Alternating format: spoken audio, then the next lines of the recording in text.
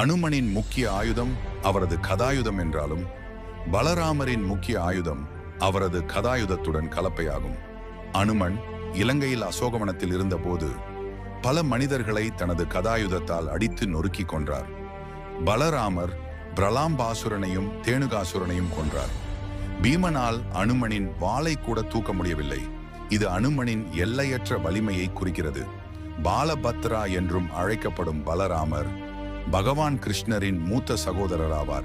இவர் சேஷாவின் அவதாரம் என்று கூறப்படுகிறது. புராணத்தின்படி சேஷா அனைத்து பாம்புகளுக்கும் ராஜா என்று சொல்லப்படுகிறார். முழு பிரபஞ்சத்தையும் தாங்குபவர் சேஷா நாகம். விஷ்ணு பகவான் பெரும்பாலும் சேஷன் மீது ஓய்வெடுப்பதாக சித்தரிக்கப்படுகிறார்.